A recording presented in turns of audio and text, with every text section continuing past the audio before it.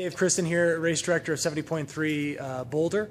I'm excited to give you guys a couple of updates, but real quickly wanted to introduce you to our brand new space in our new warehouse here just outside of Boulder. We're in a small town just outside of Boulder called Louisville, Colorado, and this is our brand new warehouse. And you see we've just moved in. We've got lots of stuff coming in. You can see over here, let's see if I can get my finger to point. These boxes right here are all gear bags for all of the full Ironmans around the country. We've got our stand-up paddle boards that are right here from Xterra that are used for water safety. That's a new partner of ours this year. We use those for our water safety personnel. And if you've never stand-up paddle boarded on an inflatable from Xterra, you really need to give that a try. They're really fun to ride around in. And just over my shoulder, you see there's a bunch of boxes here labeled for 70.3 events, and in those boxes are your finisher hats for 70.3 Boulder. So here we are heading towards the middle of April, and some of the stuff for 70.3 Boulder are coming in, which is really exciting. It means we're getting close, and hopefully that means that your training is going well, because it's knocking on the door of June here. Weather is starting to warm up. Another quick view. I've got our guys outside working on some of our trailers.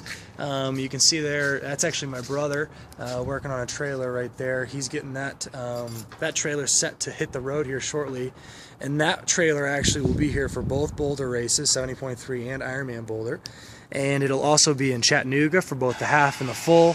It'll be in Wisconsin and a couple other races as well. We've got a bunch of trailers that these guys manage around the country, and those go from race to race to race with bike racks and finish lines and all sorts of different equipment that we use to put on a race, which is really exciting. So real quickly about 70.3 Boulder, I wanted to give you guys an update. A couple of different things that are happening this year. Obviously the main one is that the Boulder Sprint Triathlon is happening at the exact same time as the 70.3 Triathlon.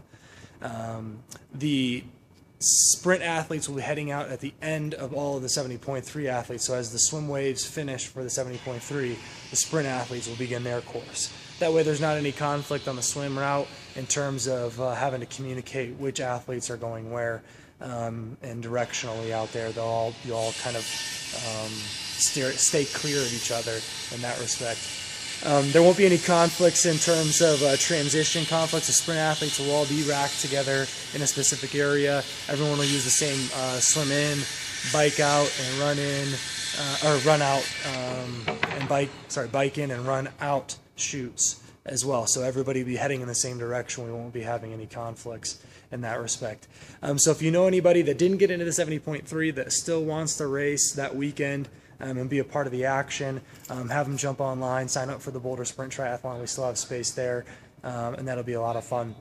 The biggest change in terms of the 70.3 athletes is our run course. We are going to be changing our run course. The previous route was 2 loops around the Boulder Reservoir, and what we ended up having is a conflict with you as runners and vehicles on the road. It'd get really dusty out there. It's a dirt section of that road. And the local community would still need to access that road because they live there, and we weren't able to shut that road down and give you guys the full road there, so you weren't having dust and conflicts with cars. And by conflicts, I mean just cars being in the mix with you guys running around on the road. The route now, which will be posted online at our 70.3 Boulder page. So if you go to Ironman.com and select the 70.3 Boulder webpage, you'll see the new updated route there. The route is all contained within the reservoir property. Much like the Boulder Peak route, it'll be mostly dirt. Very little of it will be on asphalt. And you'll do 2 loops of that route. You'll see it on the website. This route will allow you as athletes to just have a more I guess a cleaner experience in terms of, and I don't just mean the dust, but a cleaner experience on the run course and not have to compete with local traffic. The second biggest factor, as I've mentioned to a lot of you guys, both online and offline, is community impact of these races is really extreme. A lot of people live on these roads, and for us to have 17 to 1,800 of you running up the road at any given time really gives them a hard time being able to access the places that they live, being able to get out to work, being able to get to whatever they're trying to do on Sundays, family picnics, family vacations, flights, whatever it may be. They were having a hard time So this route will clean that up specifically and allow you guys to have a really safe experience on the run course. The bike course and the swim course are exactly the same as last year, no changes there. So those will all remain the same. Any questions you have, post them here on this Facebook page. I'll try to make sure that you guys get answers really quickly. You can always shoot me an email. My email is dave.kristen@ironman.com. Last name is spelled Christen. Once again, that's dave.kristen@ironman.com.